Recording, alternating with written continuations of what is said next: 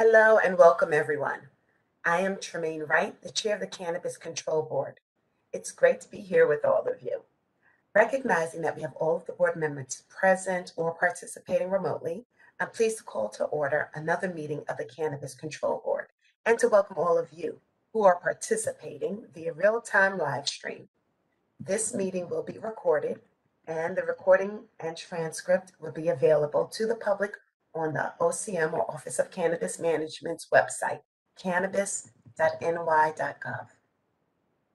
Today's agenda includes several items that we're excited about, and they include some welcome and brief remarks from myself, a review and approval of the meeting minutes from the Cannabis Control Board meeting that was held on July 14th, consideration of adult use conditional cultivator licenses, consideration of adult use conditional processor licenses, consideration of emergency laboratory regulations, consideration of a candidate for the position of Director of Policy, and then we'll have a report from our Executive Director, Chris Alexander. Thereafter, we will adjourn. So today we'll begin with an update on the Seating Opportunity Initiative. We launched the Seating Opportunity Initiative this spring, and there are currently 223 adult use conditional cultivator licensees that have been granted licenses and who happen to be growing the first regulated adult use cannabis in New York State. Just a few weeks ago, we had the opportunity to visit 3 of these farms during a tour that took us across the state. I, along with the team here, were encouraged to see the progress that our licensed farmers had made in such a short window of time. Farmers showed us their crop production, shared measures they were taking to utilize sustainable cultivation methods, and offered steps that they were taking to support their workforce. Now, an integral part of the Seeding Opportunity Initiative is the Social Equity Cannabis Investment Fund, which is being led by our governmental partner, DASNY. DASNY has selected the team to manage the fund. It is Social Equity Impact Ventures, LLC, a premier Black-led investment team managed by financial leader Suzanne Shank, former New York City Comptroller William Thompson, and NBA Hall of Famer Chris Webber. Under their leadership, the initial plans are being developed to support the rollout of New York State's conditional adult use retail dispensary market, which we anticipate opening later this year.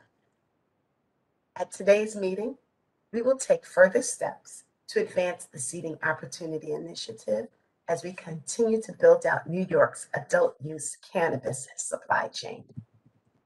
These steps include the consideration of an additional 19 conditional cultivator applications, as well as 15 applications for conditional adult use processors.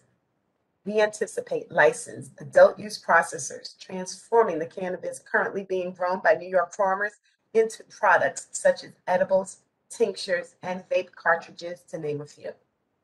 And although we currently have laboratory testing regulations out for public comment, we need a set of rules in place to guide testing of the products that will be produced by our conditional cultivator and processor licensees.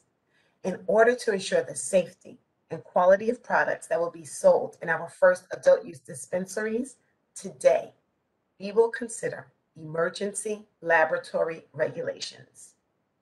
These emergency laboratory regulations will not only allow for us to establish a testing procedure for cannabis products, it will allow us to immediately open the application window for new cannabis testing labs.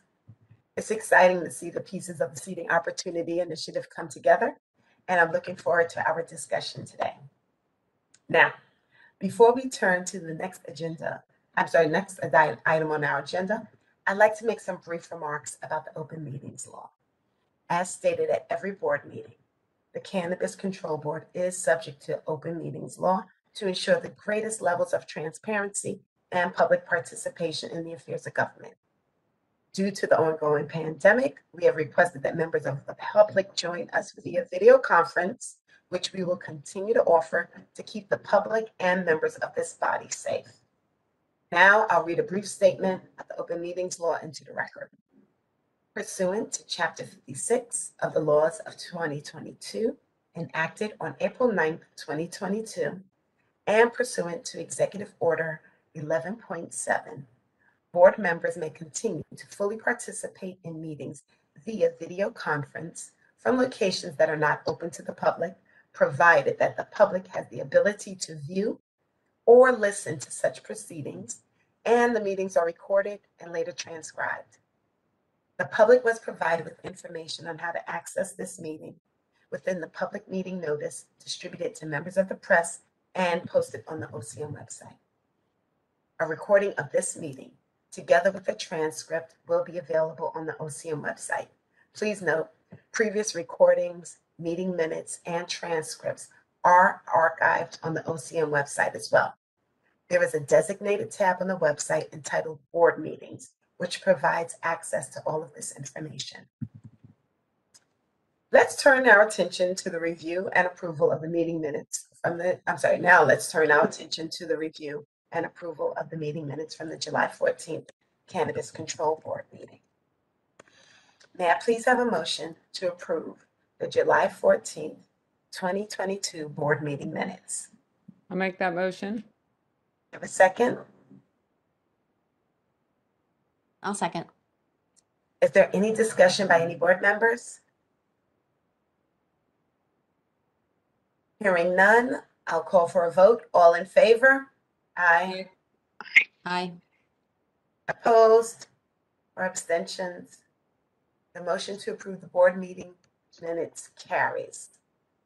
Now we will move on to our next item, the consideration of proposed additional conditional cultivator licenses. May I please have a motion to consider and approve resolution number 2022-24, a resolution issuing certain conditional adult use cultivator licenses. So moved.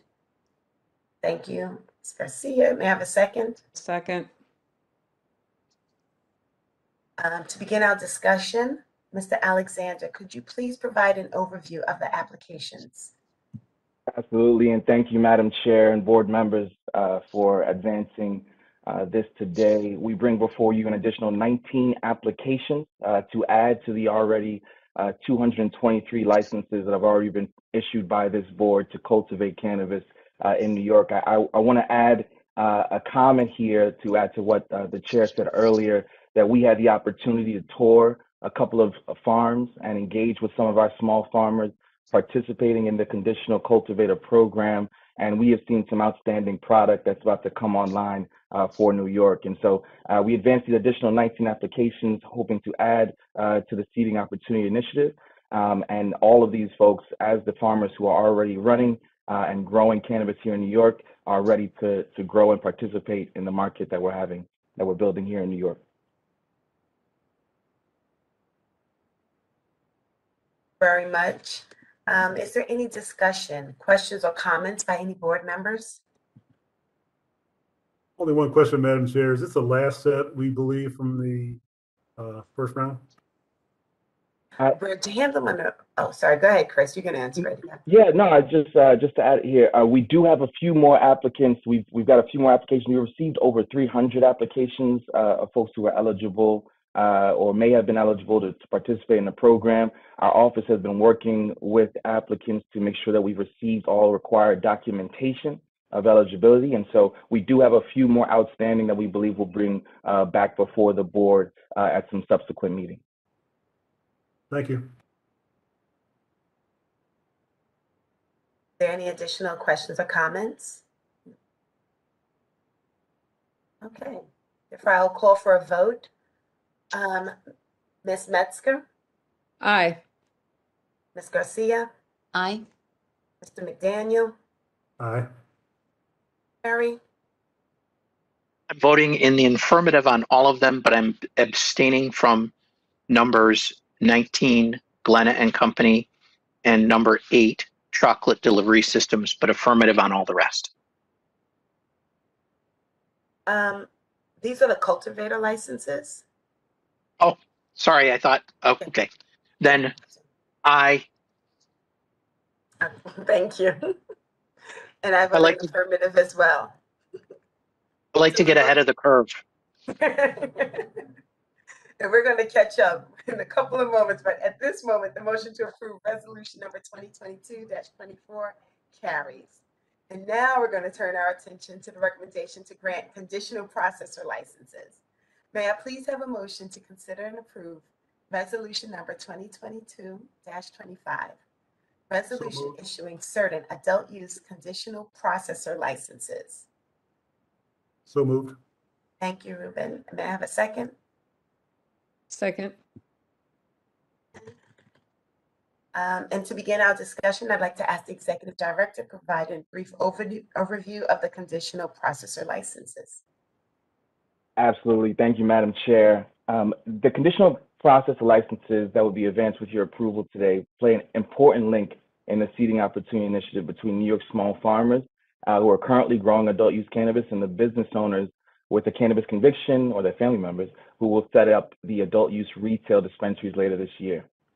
These licenses were made possible by the same law the governor signed in February that made the conditional cultivator license program possible. And it authorizes these individuals, these applicants, to take the plant material being grown by New York small farmers and manufacture products from edibles to tinctures and to additionally distribute those products to retailers.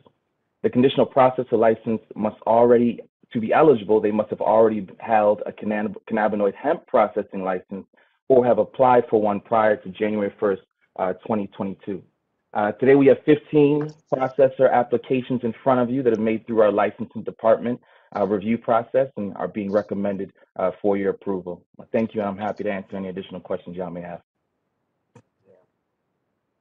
Is there any discussion or questions, comments from any board members? I would just say that I'm excited that we're, considering today and moving forward on this next really important step of the supply chain to get our market going here in New York. And just also want to say, I guess, second the comments of Chris and our chair that it was really inspiring to visit the farms on that farm tour and just see the quality product that is being grown, sun-grown cannabis, and the prospect, the future is bright for our industry here. So. Additional comments? Okay. Then I will call for a vote. Ms. Metzger? Aye. Ms. Garcia? Aye. Mr. McDaniel? Aye. Mr. Perry?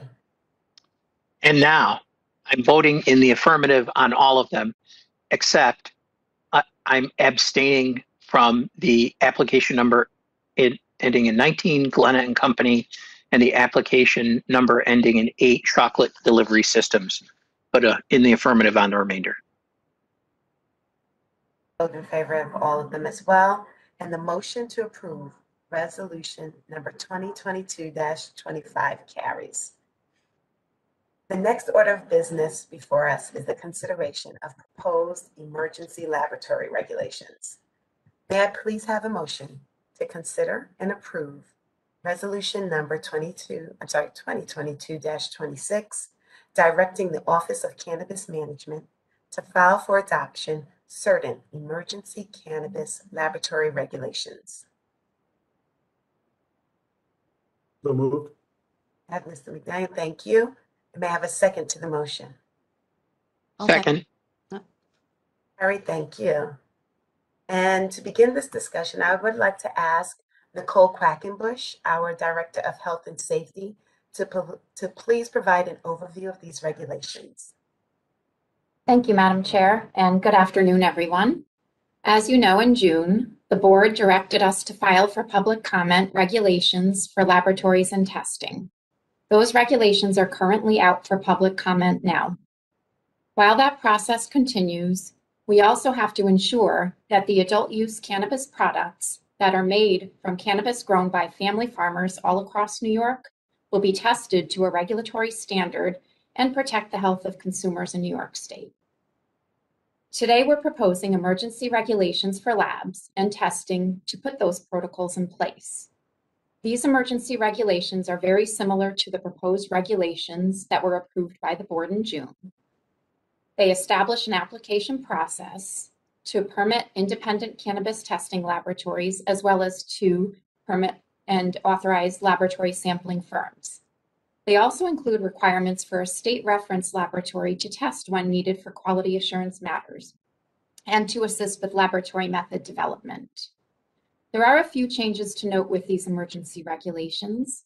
For example, they include the ability to immediately authorize those cannabis laboratories that were previously certified for medical cannabis testing by the New York State Department of Health, which would allow them the ability to test cannabis for medical or adult use. And the regulations also include some additional flexibility for the board and the office for requirements such as the introduction of the sampling firms and proficiency testing requirements. If the board approves these emergency regulations, they will become effective immediately after they are filed in the state register. I will note that the public comment period for the proposed regulations that were approved in June ends today, August 15th.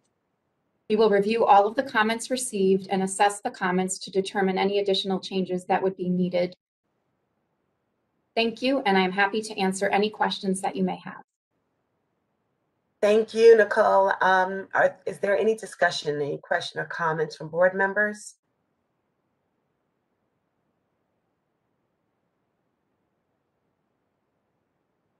Therefore, I will call for the vote. Ms. Metzger, Aye. Ms. Garcia, Aye. Mr. McDaniel, Aye. Mr. Perry, Aye. and I vote in the affirmative as well. The motion to approve resolution number 2022-26 carries. The next order of business is consideration of the cannabis laboratory testing permit and the sampling firm application. May I please have a motion to consider and approve resolution number 2022-27, resolution approving certain application forms for laboratory testing facility permits and sampling firms, and recommends the Office of Cannabis Management to open a new application period for laboratory testing facilities and sampling firms. I'll make that motion. Thank you, Ms. Metzger. May I have a second?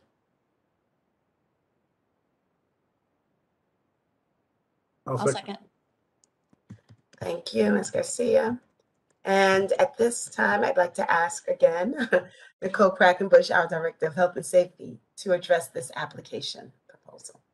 Thank you, Madam Chair.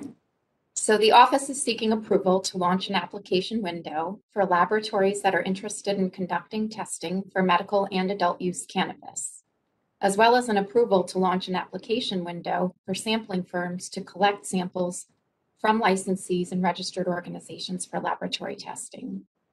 This application will be a paper-based application that will be posted on the Office of Cannabis Management website.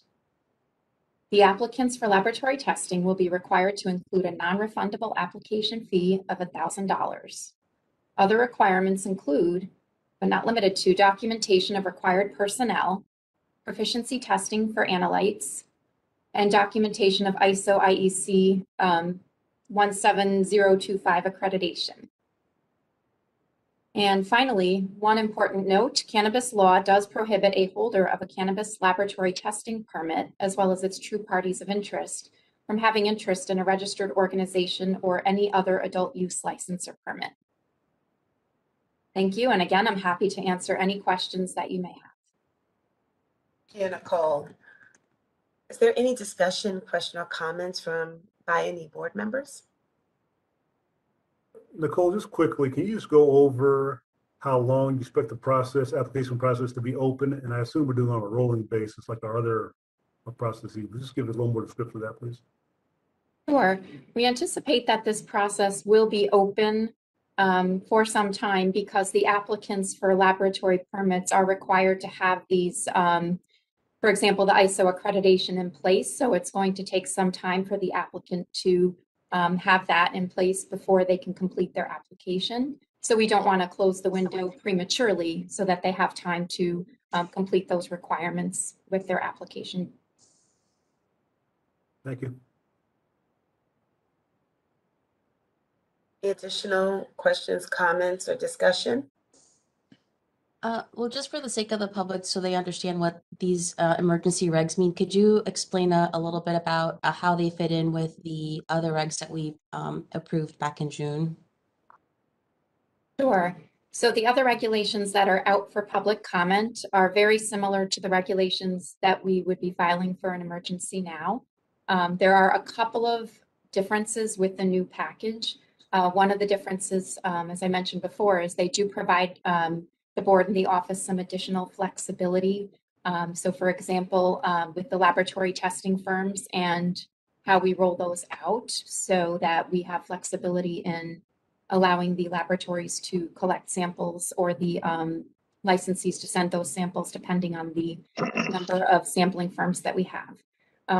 In addition, there are requirements in there again for the state reference laboratory, which are the same as what we had before. So again, very similar to what we had filed previously, but the public comment window is open and that closes today. So we will still consider all of those comments received on the proposed regulations, even with this emergency filing.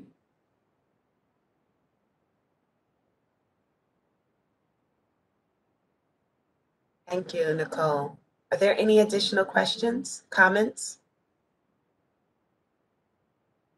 Hearing none, I'll call for the vote. Ms. Metzger, Aye. Ms. Garcia, Aye. Mr. McDaniel, Aye. Mr. Perry. Aye. I vote in affirmative as well. And the motion to approve resolution number 2022-27 carries.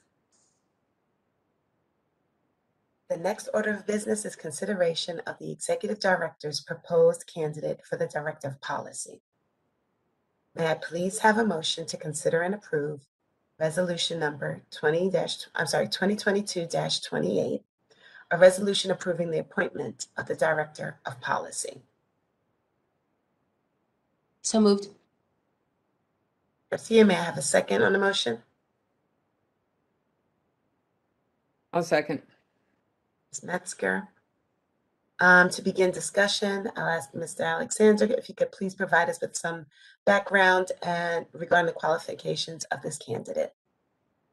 Absolutely. Thank you, Madam Chair. The Director of Policy will play an integral role in shaping the industry that we're building here in New York and overseeing it as well. The candidate that we're putting in front of you, Mr. John Kagia, is already a leader in the cannabis industry.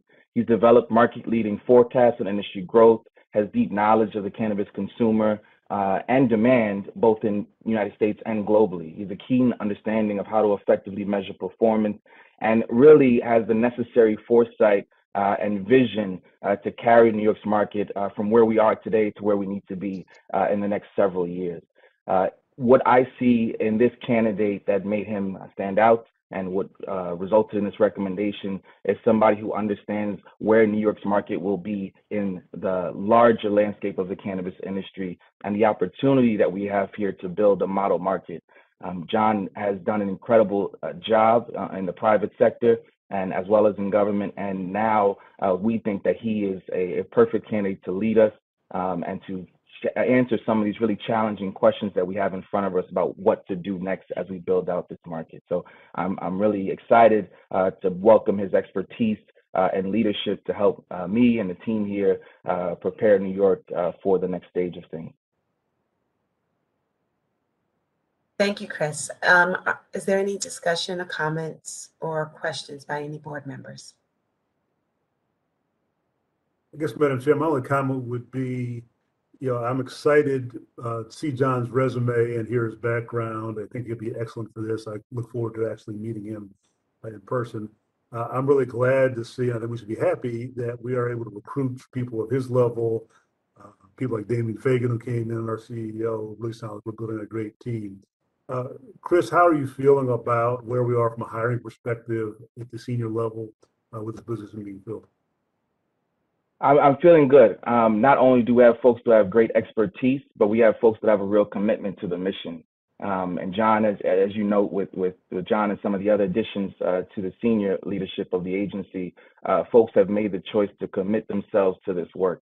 Lots of other opportunities and other things that folks could be doing, but deciding to come here at this time, I think is really central to also what makes us attracted to him as a candidate. The fact that he's willing to come into government service for a bit to do some really important work. Excellent. Yeah, very, very high on this one. This candidate looks wonderful. Yeah. Thank you. Are there any additional questions or comments, discussion? Therefore, I'll call for the vote. Ms. Metzger, Aye. And welcome Garcia, aboard. I'm sorry, I was going to say aye and welcome. Ms. Garcia, I'm an aye. Mr. McDaniel, I'm an enthusiastic guy. Mr. Perry. Aye. And I vote in affirmative as well, and the motion to approve resolution number 2022-28 carries. Now, let's turn to the executive director's report. Chris, can you please present your report? Absolutely, and thank you, Madam Chair. As we've said previously and continue to reiterate, we have been running around the state. Our external team is doing an amazing job bringing awareness to the opportunity in front of us for the CARD program. We have, in the recent weeks, been all over the city in particular.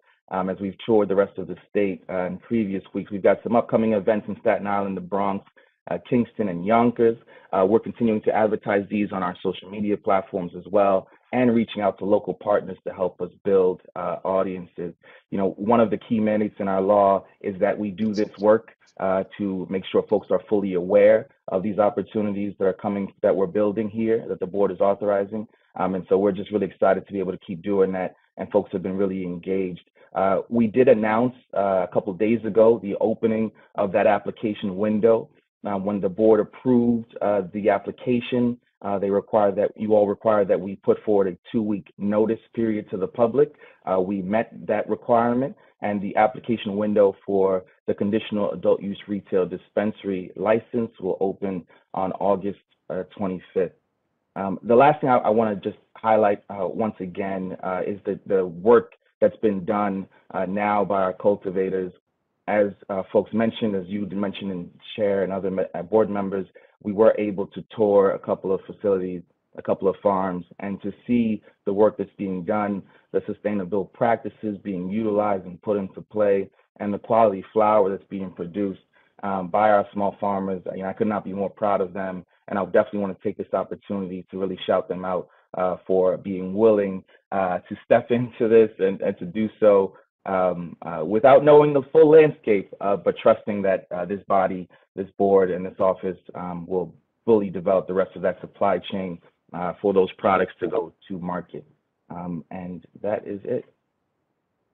Thank you, Chris. Are there any questions from the board? Comments? I just have a question about something else. Could you just give an update on, I know that public comment, we closed the public comment period on the medical home grow regs and sort of where we are in that process. Sure thing. Comes to us. Sure thing. So the public comment period for medical home cultivation closed. Our team has been working on the assessment of public comment.